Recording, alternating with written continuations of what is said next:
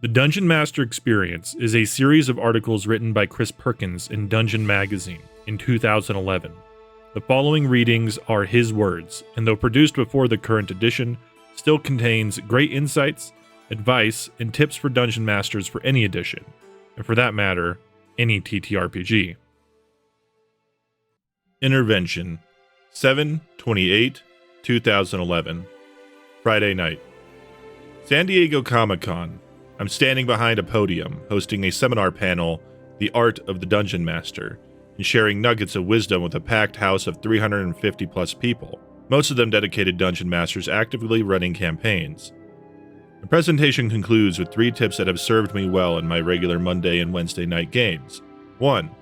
Show no fear. 2. Don't get bored with your own campaign. And 3. Under-prepare, but be ready to improvise. My presentation gives way to an open Q&A session. It's hard to miss the enormous white elephant lurking in the back corner. Every DM in the room is aware of it. It's called the Difficult Player, and it tramples and destroys more D&D campaigns each year than we dare to admit. This is a very real problem and a difficult topic to broach with players. It's also a topic you and I, as dedicated dungeon masters, take very seriously. During the Q&A, part of the panel, one struggling DM bravely stepped forward and announced that his players made a frequent habit of laying waste to his carefully laid plans, transforming what should have been an epic campaign into a mindless slaughterfest. Not all DMs have the luxury of choosing their players. Options are limited, and sometimes jettisoning even one player can cause the entire group to crumble. That leaves 2 courses of action. Restructure the campaign to give the players more of what they want and less of what you want, or force them to adhere to certain codes of conduct on threat of ending the game. Fact: people play D&D for different reasons, and players come to the game table with different attitudes, expectations, and playstyles. As DMs, we need to accept this fact, account for it in our adventures, and move on. However, every successful campaign I've run was built on the foundation of a social contract, usually unspoken, that specifies what is acceptable behavior versus unacceptable behavior. Ideally, the Dungeon Master agrees to adhere to certain rules and to entertain the players while showing favoritism towards none.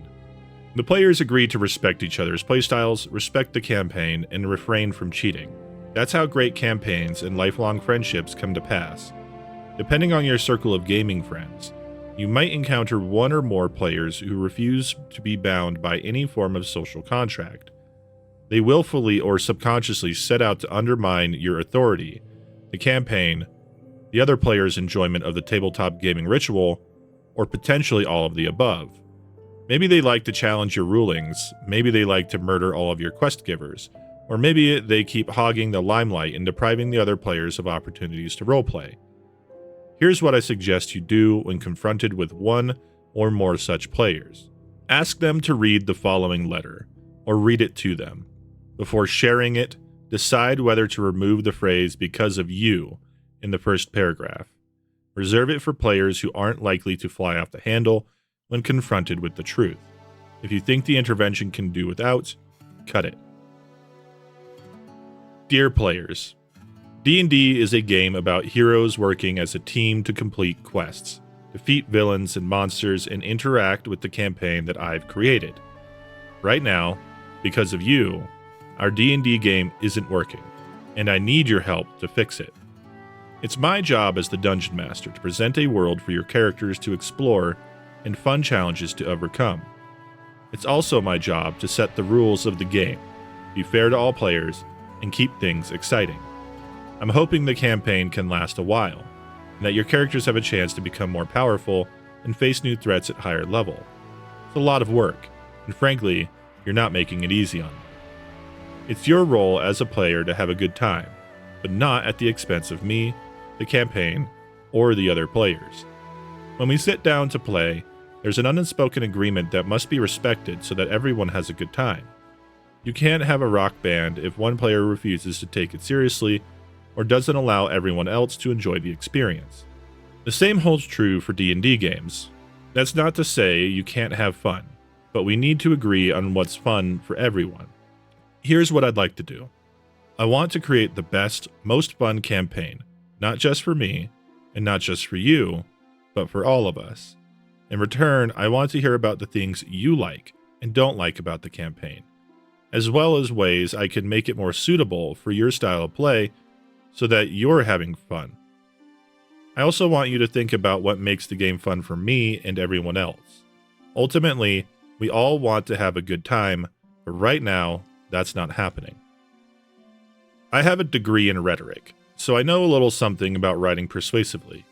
Whatever you do, keep things short and honest and private. One caveat: for spouses and siblings, do not hand them a letter. Better to memorize as much of the general content as possible and then deliver it in a back and forth conversation. No point turning a dysfunctional game into a family feud. Your goal should be to call attention to the problem without dwelling on it, and to focus on more desirable behavior, which is working together to find a solution that serves everyone's best interests. Inviting the player to be part of the solution is key. Whether they agree to join your quest to save the campaign depends on how much they really want to be part of the game. Immature or disenfranchised players might refuse your gracious invitation. Not every intervention works, and sometimes the best, albeit painful, cure for ailing a campaign is to cut loose the disruptive player. It's not ideal, but sometimes necessary. The intervention is best used as a last recourse when more disarming methods fail. My Monday and Wednesday night games, I allow a certain amount of rowdiness and give the players license to have bad nights and silly moments. When I perceive that things are getting out of hand, I have no qualms about steering the game back on track through sheer force of will and occasionally the, "Okay guys, let's play this game right" remark. I also get the players to police each other more often than not. They're the ones making sure that their inner jerks don't screw things up and reduce the campaign to rubble. That said, I met at least one DM at San Diego Comic-Con whose players are 100% united in their quest to thoroughly trash his campaign. If that were my gaming group, I'd pack up my books and save my campaign for a worthier band of adventurers. They might also drop by my local gaming store on a Wednesday night, unfold my DM screen, and run a D&D Encounters session. Who knows? I might meet some players who actually respect all that the game has to offer. Until the next encounter. Also, don't forget to follow the link in the description to pick up my first ever adventure and setting for free on Patreon and DriveThruRPG now. Dive into the desert region of Gondolar as adventurers making their way to the budding city town of Silt Pass in search of gold, glory, and answers to the secrets of a long-lost empire. In this first adventure, your heroes will defend the Dune Dancer, a sandcutter airship from a legendary group of bandits known as the Stormbringers. Do you have what it takes to stop the Stormbringers and their bombastic leader Tharok, or will you make a deal with the devil of the sands and join them? Decide your destiny in the first of 6 adventures. TSI, Tharok, Stormbringer, Ironmane.